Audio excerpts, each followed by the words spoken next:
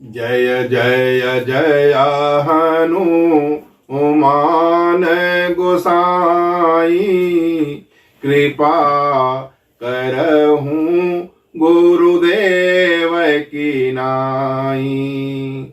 श्री राम जय राम, जय जय राम, श्री राम जय राम, जय जय राम। देवाधिदेव भगवान महादेव के चरणों में साष्टांग दंडवत कलि पावना अवतार पूज्यपाद गोस्वामी तुलसीदास जी के चरणों में बार बार वंदन। बहुत ही पावन प्रसंग भगवान श्री राम की अमृतमयी कथा, जो सभी सुमंगलों को प्रदान कर देने वाली है, सभी मनोरथ को पूर्ण करने वाली है। ऐसे पावन चरणों में बंधन करके अंगद, जो बाली पुत्र अंगद और रावण के बीच संवाद प्रसंग पर चर्चा करके मन वाणी को पवित्र करेंगे। श्री राम जय राम, जय जय राम, श्री राम जय राम, जय जय राम। मंदोदरी जो रावण की पत्नी है, भगवान श्री राम के विश्व रूप का दर्शन कराती है रावण को, लेकिन रावण जो काल के वश में है, वह अभिमानी है, वह मंदोदरी की बातों पर ध्यान नहीं करता है। और इधर भगवान श्री राम अपने पूरे रामादल में दल बल के साथ सुवेल पर्वत पर हैं, लंका के समीप हैं, समुद्र पार कर चुके हैं और मंत्रणा कर रहे हैं भगवान श्री राम अपने सचिव को बुला करके कि अब जल्दी उपाय बताइए, क्या किया जाए। यहाँ प्रात जागे रघुराई, पूछा मत सब सचिव बुलाई। कहूँ बेगी का करिय उपाय, अजामवंत कह पद से रुनाई। भगवान श्री राम सभी अपने मंत्रियों को बुलाकर मंत्रणा करते हैं कि शीघ्र बताइए अब क्या किया जाए, क्या उपाय किया जाए। वहां रामादल में जो वृद्ध हैं, जामवंत हैं, वो मंत्री हैं, वह जामवंत जी भगवान श्री राम के पावन चरणों में वंदन करते हुए शीश झुका करके अपने मत को कहते हैं। जामवंत कह पद से रुनाई, मंत्र कहूँ निज मति अनुसारा, अदूत पठाई बाली कुमारा। अनेक मंत्र सब के मन माना, अंग दसन कह कृपा निधाना। जब जामवंत जी कहते हैं, हे प्रभु तुम सर्वज्ञ सकल गुण राशि, अबुद्धि बल तेज धर्म गुण राशि। आप बुद्धि बल तेज और गुणों में के राशि हैं, आप अंतर्यामी हैं। हे प्रभु आप सर्वज्ञ हैं। मेरा मत है कि बाली पुत्र रणबांकुरे जो हैं, अंगद जी को दूत बना करके रावण की सभा में लंका में भेजा जाए और अवसर प्रदान किया जाए उसको। और यह मत भगवान श्री राम को के मन को भा जाता है और भगवान श्री राम अंगद को बुला करके यह कार्य सौंपते हैं कि बाली तनय बोधे बल गुण धामा, बाली तनय बोधे बल गुण धामा, अलंका जाहूं तात मम कामा। हे बाली पुत्र अंगद, आप मेरे मत को, मेरा मत है, सबका मत है कि आप बल बुद्धि के निधान हैं, आप बाली के पुत्र हैं। बाली तनय बल बुध गुण धामा, अंगद सन कह कृपा निधाना। कृपा निधान भगवान श्री राम अंगद से कहते हैं कि आप मेरे काम के लिए वहां पे जाइए, मेरा जो काज है उसको करिए और मैं आपको बहुत क्या क्या समझाऊं। हे अंगद, तुम बहुत चतुर हो, बहुत बुझाई तुम ही का कहूं, परम चतुर मैं अजानत हूं।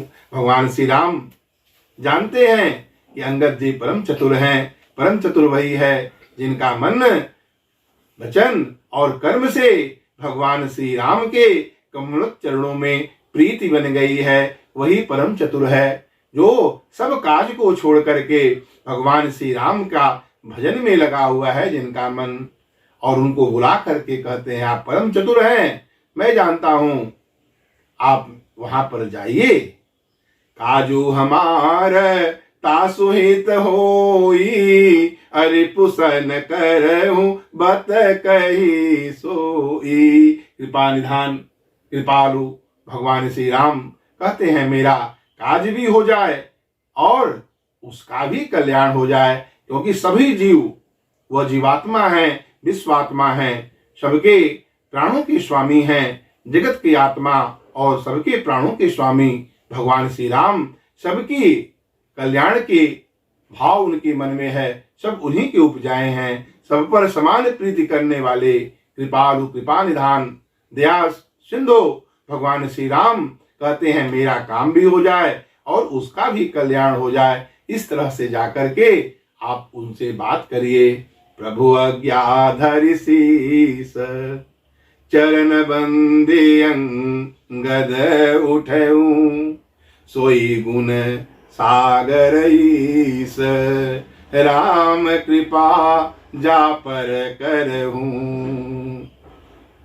हे प्रभु, आप जिसके अनुकूल होते हैं, जिस पर कृपा करते हैं, वह ही गुणों का समुद्र बन जाता है, गुणों का सागर बन जाता है, और उसका ही सुंदर यश सर्वत्र फैलता है, जिस पर आप कृपा करते हैं। इस तरह अंगद जी सजल नेत्र करते हुए भगवान के कमल चरणों में वंदना करके उठते हैं। प्रभु अज्ञाधरि शीस, और प्रभु के आदेश को अपने सिर पर रख करके आनंदित हो जाते हैं। पुलकित शरीर हो जाता है, नयन सजल हो जाता है कि प्रभु ने इस काज के लिए मुझे आदेश दिया है, मेरा चयन किया है, और जिसका प्रभु चयन कर लें, चुनाव कर लें, वह धन्य हो जाता है, और वही इस जगत में बड़भागी है। प्रभु अज्ञाधरि शीस, चरण बंदे अंगद उठऊं, सोई गुण सागर ईस, राम कृपा जा पर करहूं। सोई गुण सागर ईस। और अंगद जी जानते हैं, स्वयं सिद्ध सब काज, स्वयं सिद्ध सब काज, नाथ मोहि आदरु दियऊं, अस विचारी युवराज, तन पुलकित हर्षित हियऊ। शरीर पुलकित है, हृदय में हर्षित है, सजल नयन है। अंगद जी कहते हैं, हे प्रभु, आपका काज तो स्वयं सिद्ध है। वह हृदय में जानते हैं कि ये प्रभु सगुण रूप में स्वयं ब्रह्म ही हैं, क्योंकि जामवंत जी पहले ही अंगद जी को बता चुके हैं कि हम सब बड़भागी हैं, हम सब सेवक अति बड़भागी, असंतत सगुण ब्रह्म अनुरागी।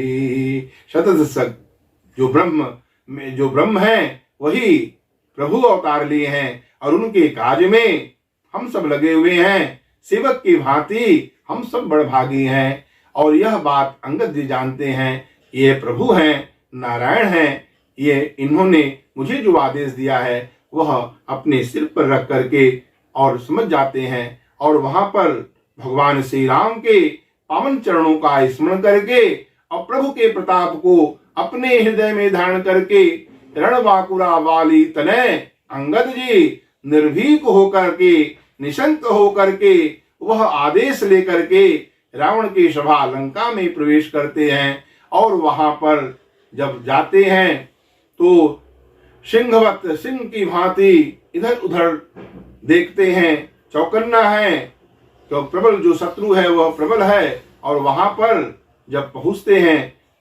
लंका में तो वहां पर सभी जो राक्षस गण हैं वह देखते हैं। अभिमानी महाअभिमानी जो रावण का पुत्र है वह अभिमानवश अंगद जी के ऊपर लात चला देता है और उसी पांव को पकड़कर अंगद जी किसी से उलझना नहीं चाहते थे, लेकिन जब उनके ऊपर लात का प्रहार होने लगा होता है तो अंगद जी उसी पैर को पकड़ करके और घुमा करके पृथ्वी पर पटक देते हैं और रावण के पुत्र का मृत्यु हो जाता है। और यह समाचार कि रावण के पुत्र का मृत्यु हो गया, सभी राक्षस जो सुभट थे वह सब समझ गए कि वह पुनः फिर वही बानर लंका में आ चुका है और सब भयभीत हो गए। कोई अब अंगद जी के सामने नहीं आना चाहता। सभी राक्षसगण जो सुभट वीर थे वह समझ गए कि यह बलपुंज बल की राशि कोई बानर है, इनको मार्ग बिना बताए ही बिना पूछे ही रावण की सभा का रास्ता दिखा देते हैं। अंगद जी किसी से नहीं पूछते, लेकिन अंगद जी ने अपना प्रभाव को दिखलाया, प्रभाव का विस्तार किया तो सभी राक्षसगण रावण की जो सभा का द्वार है उधर बता देते हैं कि यहां से आप हटो, यहां से जाओ, मेरे प्राणों की रक्षा हो। और वहां जब प्रथम द्वार पर, रावण की सभा के प्रथम द्वार पर बालिपुत्र रणबांकुरे अंगद जी जब पहुंचते हैं तो वहां राक्षस जाकर के रावण को समाचार कहता है कि एक बंदर आया है। रावण आदेश देता है कि बुलाओ उस बांदर को, मैं देखूं कि वह कौन है। और जैसे ही रावण की सभा में अंगद जी प्रवेश करते हैं, प्रभु के प्रताप का स्मरण करते हैं, प्रभु का प्रताप उनके हृदय में है और आनंदित हैं और उस प्रभु के प्रताप से उस रावण की सभा में बैठे हुए सभी उसके जो मंत्रीगण हैं वह सब उसके प्रभाव में खड़े हो जाते हैं। रावण क्रोधित होता है, मेरा सभा है, बैठो, इसके आने से क्यों खड़े हुए हो। यह है प्रभु के प्रताप का प्रभाव। रावण पूछता है कि तुम कौन हो। कह दस कंठक वन तय बंदर। और तब अंगद जो है वह बताते हैं कि मैं श्री रघुवीर का सेवक हूं, दूत हूं। मैं रघुवीर दूत दस कंदर हे दस ग्रीव। मैं भगवान श्री राम का एक छोटा सा सेवक हूं। मैं उनके लिए, उनके काज के लिए यहां पे आया हूं, जिससे मेरे पिता का तुमसे मित्रता थी, इस कारण मैं तुम्हारी भलाई के लिए यहां पे आया हूं। अब जब परिचय बताते हैं बाली तनय अंगद जी कि मैं बाली का पुत्र अंगद हूं और मेरे पिता का तुमसे मित्रता है, इस नाते मैं यहां पे आया हूं। तुमने हे रावण बहुत बड़ा गलती कर दिया है। नृपय अभिमान अमोह बस किंबा हरि आने हूं सीता जगदम्बा। तुम अभिमान के वश होकर के, मैंने सुना है तुम्हारा सुयश है, बहुत से दिक्पालों को तुमने अपने अधीन कर लिया है, पर एक बहुत बड़ा भूल और गलती कर लिए हो। जो जगत जननी मां जगदम्बा, जो आदि शक्ति हैं, छवि निधि हैं, जग के मूल हैं, राम वल्लभा हैं, ऐसे मां जगदम्बा, मां जानकी सीता जी का तुमने हरण कर लिया है। नृप अभिमान मोह बस किंबा हरियाने सीता जगदम्बा। अब शुभ कहा सुनहु तुम मोरा, असभय अपराध क्षमहि प्रभु तोरा। हमारे प्रभु तुम्हारे इस अपराध को क्षमा कर देंगे, वो शरणागत वत्सल हैं, लेकिन तुमने बहुत बड़ी गलती की है। अब ऐसे शरण में जाने से नहीं होगा। मैं तुम्हारी भलाई के लिए जो बातें कहता हूं उसे ध्यान पूर्वक सुनो। दांतों में तिनका दबाओ, गले में कुल्हाड़ी डालो और अपने सभी सुभट और युवतियों को साथ में लेकर जनक सुता जानकी जी को आदर के साथ आगे करके हे प्रभु रक्षा कीजिए, रक्षा कीजिए, इस तरह से प्रभु के चरणों में जाकर प्रभु के शरण में चले जाओ तो तुम्हारे अपराध को प्रभु क्षमा कर देंगे। दसन गहूं तृण कंठ कुठारी, दसन गहूं तृण कंठ कुठारी, अपरिजन सहित संग निज नारी। असादर जनक सुता करियागे, एहि विधि चले हूँ सकल भय त्यागे। और इस तरह से सारे भय को छोड़कर आप दांतों में तिनका दबाओ, गले में कुल्हाड़ी डालो, अपने सभी सुभट और अपनी युवतियों को, स्त्रियों को साथ में लेकर के जनक सुता जानकी जी को आदर के साथ आगे करके हे प्रभु रक्षा कीजिए, मैं आपके शरणों में हूँ, इस तरह से प्रभु तुम्हें क्षमा कर देंगे। प्रणत पाल रघुनायक त्राहि त्राहि अब मोहि, आरत सुनत गिरत प्रभु अभय करें गो तो ही। तुम्हें अभय कर देंगे जब तुम्हारे इस आर्त प्रार्थना को सुनेंगे, हे प्रभु मेरी रक्षा कीजिए, हमारी रक्षा कीजिए, तो प्रभु शरणागत वत्सल हैं, यह सुन करके वह तुम्हें क्षमा कर देंगे। यह बात जब अंगद जो बाली के पुत्र हैं वहां सभा में कहते हैं, अंगद क्रोधित हो जाता है, अभिमानी है, वह कहता है, हे अंगद तुमने मुझे जाना नहीं, तुम मुझको पहचानते नहीं हो, जानते नहीं हो मैं कौन हूं, दिक्पालों को, सभी राजाओं को अपने अधीन में कर लिया हूं। रे बंदर के बच्चे संभाल करके बोल, ये तुम क्या बोल रहे हो, और ये बताओ कि हमारी मित्रता तुम्हारे पिता के साथ कैसे हुआ।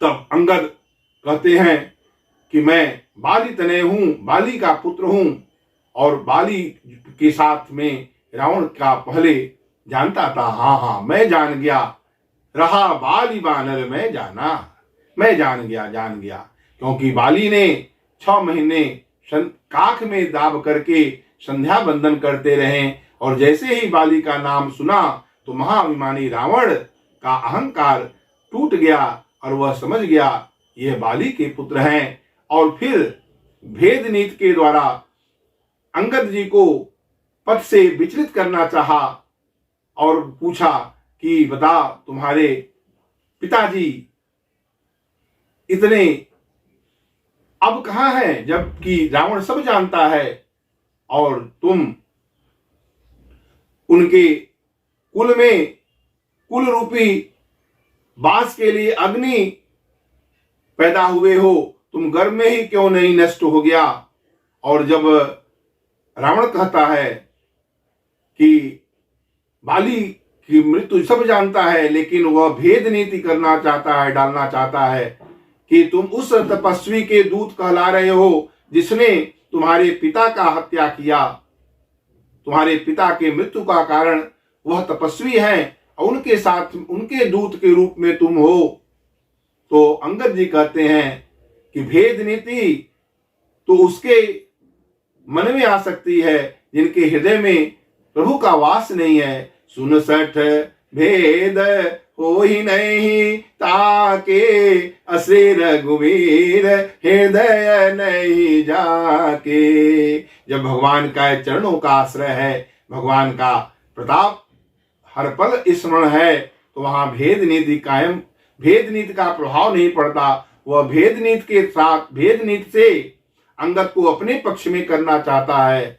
और जब अंगद कहते हैं कि इंतजार करो, कुछ ही दिनों में 10 दिन के अंदर तुम भी वहीं पहुंच जाओगे, और वहां पहुंचकर उनसे खुद ही गले लगकर पूछना कि राम विरोध करने पर क्या होता है, अर्थात 10 दिन बाद तुम भी उसी जगह पहुंच जाओगे जहां बाली है। और यह बात सुनकर के रावण अत्यधिक क्रोधित हो जाता है और अपने अभिमान के कारण वह बहुत सारी बातों को कहता है। तुम नहीं जानते सभी मुझसे डरते हैं और मेरे इस आकाश रूपी तालाब में मेरे भुजाओं पर स्वयं भगवान शंकर कैलाश सहित हंस के समान शोभित होते हैं। पुनि नभ सर मम कर निकर कमलन पर करिबास अशोभा भयहु मरालैव शंभु सहित कैलाश। भगवान शंकर सहित कैलाश हंस के समान शोभा प्राप्त किए थे। इस आकाश रूपी तालाब में मेरे भुजाओं रूपी कमलों पर स्थित होकर के शोभा को प्राप्त हुए थे। तुम मुझे नहीं जानता, मैं इस कैलाश को मैं उठा लिया हूं। फिर अंगद कहते हैं कि तुम उत्तम कुल में उत्पन्न हुए हो। पुलस्त जो महान पुलस्त मुनि हैं उनके तुम पौत्र हो। ब्रह्मा जी के द्वारा तुमने पहले ही वरदान प्राप्त कर चुके हो और भगवान शंकर का भी आशीर्वाद प्राप्त है, क्योंकि भगवान शंकर एक बार रावण पुष्पक विमान से जा रहा था, कैलाश के ऊपर से ही जाना चाहा। तब नंदिकेश्वर जी प्रकट हुए और कहे यहाँ भगवान शंकर का वास है, तुम इसके ऊपर से नहीं जा सकते। तो वह अभिमानी रावण उतर करके उस कैलाश पर्वत को ही रास्ते से हटाकर दूसरे जगह रख दिया। फिर नंदिकेश्वर जी ने प्रभु से कहा, प्रभु यह तो महाभिमानी रावण है। तब भगवान शंकर ने अपने पैर के अंगूठे से उसे थोड़ा सा दबाया और वह रावण समझ गया, अरे मेरी तो मृत्यु ही हो जाएगी। रावण तो विद्वान था, प्रकांड विद्वान था, और तब उसने जटाटवी गलज्ज्वल प्रवाह पावितस्थले गले वलंब्य लंबिताम भुजंग तुंग मालिकाम, यह शिव तांडव जो स्तोत्र है उसका पाठ स्वयं करना शुरू कर दिया और तब से वह अनन्य भक्ति भगवान शंकर का करने लगा। तो भगवान शंकर का भी आशीर्वाद प्राप्त है। ब्रह्मा जी ने पहले ही वरदान दे दिया है।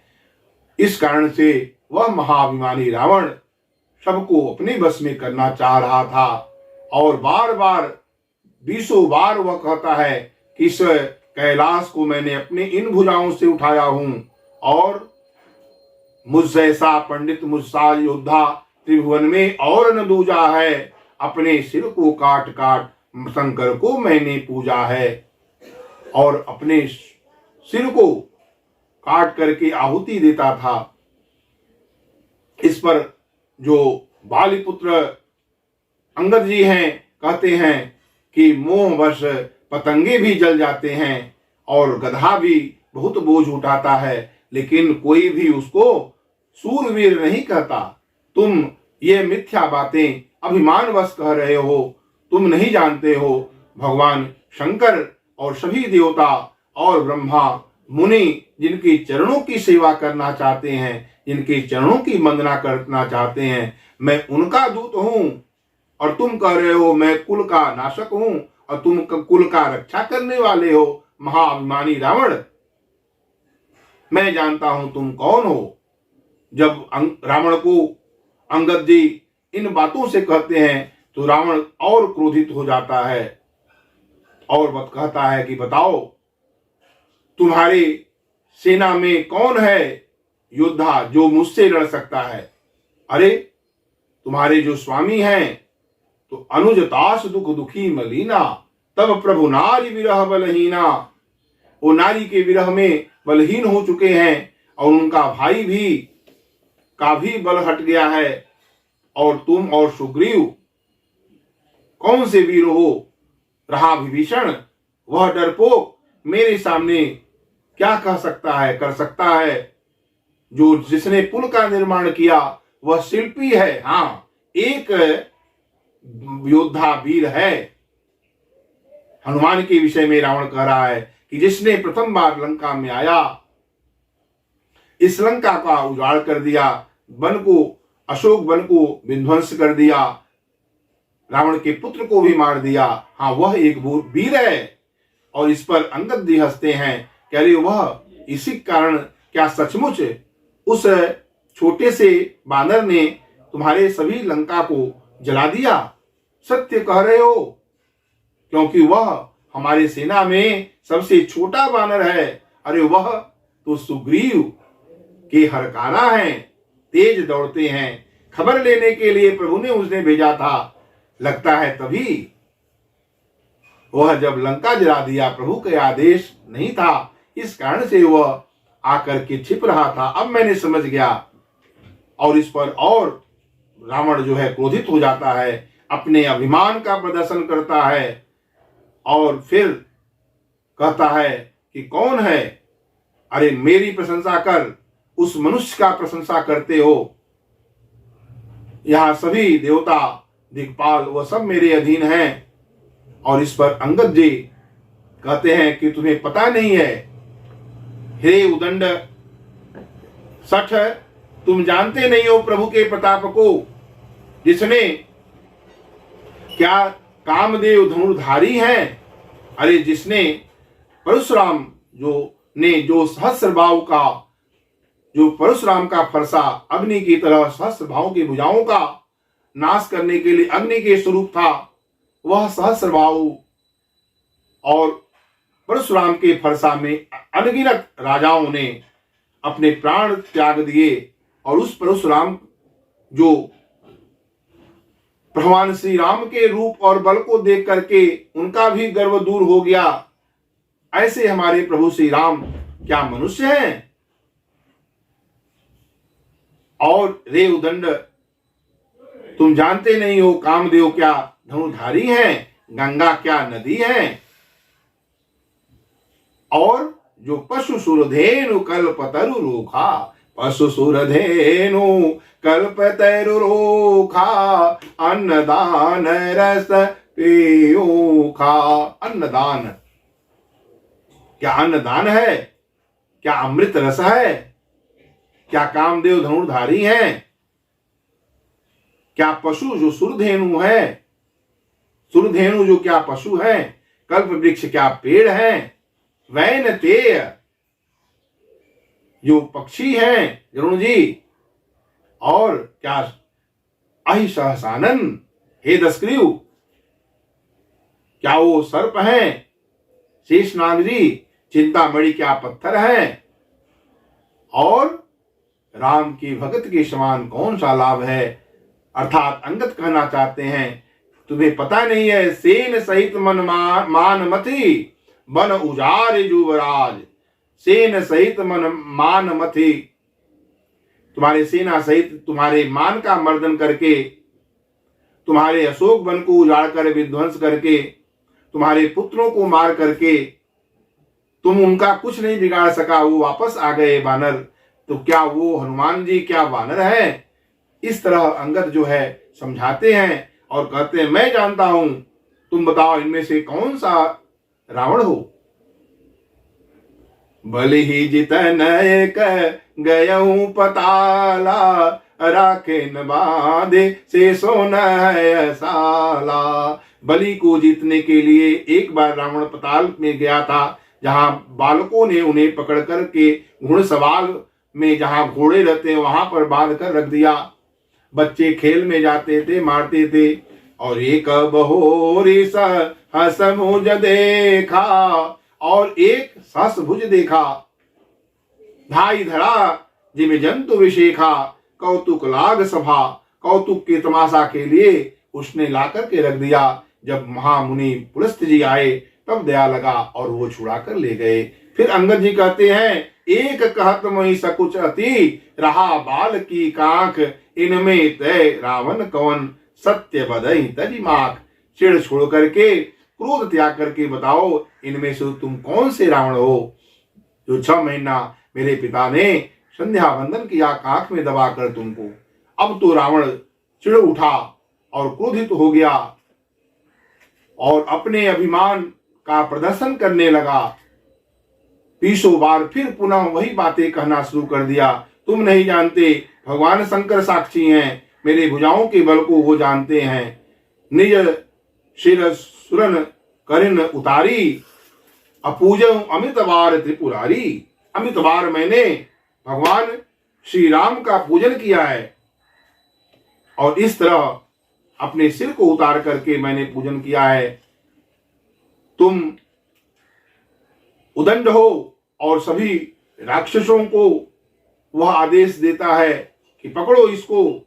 लेकिन अंगद वीर हैं, सिंहवत खड़े हुए हैं, सभा में चौकन्ने हैं। वह जानते हैं कि शत्रु प्रबल है, इसलिए वह अपनी बातों को दृढ़ता पूर्वक रखते हैं, उसके मान और अभिमान का मर्दन करते हैं। और रावण इस तरह से क्रोधित होता है, मिथ्या अभिमान कहता है, और जब प्रभु की निंदा करने लगा कि तुम उस मनुष्य का दूत हो, तुम मेरा पूजा करो, मेरे प्रशंसा करो, और जब मिथ्या और लबार कहता है तो अंगद जी को क्रोध आ जाता है। हरिहर निंदा सुनई जो काना, हरिहर निंदा सुनई जो काना, ओहि पाप गो घात समाना। वह गाय के वध के समान पाप लगता है जो हरिहर निंदा को सुनता है। और वह फिर अंगद कहते हैं, तुम मरे हुए हो, तुमको कौन मारेगा? कौल काम वश, कौल काम वश। अति दरिद्र अजसी अति बूढ़ा, रोगी सतत रोगी, संत विरोधी श्रुत संत विरोधी, हरि विमुख, इस तरह से अजसी बूढ़ा, वाम मार्गी, ऐसे जो 14 प्राणी हैं वह मरे हुए के समान हैं, इनको कौन मारता है? और अंगद को जब ललकारते हैं तो अंगद जी तमक करके क्रोधवंत तब भयउ कपिंदा, वह क्रोध के में आकर के दोनों भुजाओं से शब्द का प्रहार करते हैं, जिससे वह पृथ्वी हिल जाती है, सभी कांप करके गिर जाते हैं। और उसमें ही उसी समय रावण का जो मुकुट है वह भी गिर जाता है पृथ्वी पर।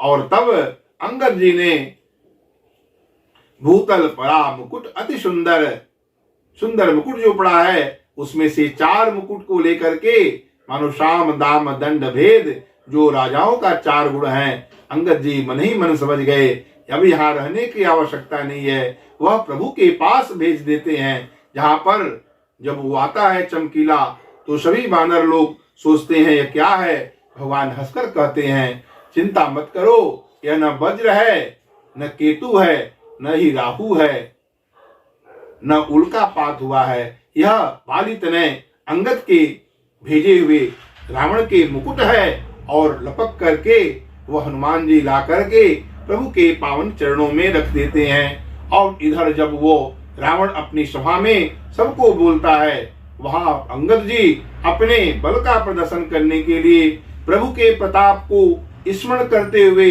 जय श्री राम का उद्घोष करते हुए और पृथ्वी पर अपने पांव को रोप देते हैं। सभा मा जपन करे पद रोपा, उस सभा में अपने पैर को रख देते हैं। जो मम चरण स कसिम सठटारी, अफिर राम से ताम हारी। और वहां कहते हैं जो भी योद्धा यहाँ पर बैठा है, यदि मेरे चरण को हिला तक दे तो भगवान श्री राम यहाँ से वापस चले जाएंगे और मैं सीता जी को हार जाऊंगा। यह है प्रभु का प्रताप और विश्वास, और यह भक्ति का पराकाष्ठा है। अपने स्वामी के पर इतना विश्वास, अटूट विश्वास, और उस प्रताप से उसे कोई सभी योद्धा जो उसके वीर पुत्र जो इंद्रजीत मेघनाद भी आया, उसने भी प्रयास किया, हिला न सका। इंद्र मेघनाद के समान ही और बहुत सारे राक्षस गण थे, और ऐसे बड़े बड़े राक्षस जिनके वृक्ष के जड़ जैसा शरीर, आंख कान नेत्र मुख कंदराओं की तरह और कुश की तरह उनके रोमावली, ऐसे जो महान कज्जलगिरी की तरह राक्षस बैठे थे, वह सब आकर प्रयास करते हैं, कोई नहीं हिला सका। फिर जब अंगद जी ललकारने लगे, जय श्री राम का घोष करने लगे, तो स्वयं रावण उठ करके आने लगा। तब अंगद जी कहते हैं, अरे दुष्ट दशग्रीव, मेरा चरण पकड़ने से तुम्हारा कल्याण नहीं होगा। तुम भगवान श्री राम के चरण को पकड़ो। अब भूमि न छाड़त कपि चरण, देखत रिपु मद भाग। कोटि विघ्न जिमि संत मन, मन जिमि संत नीति न त्याग।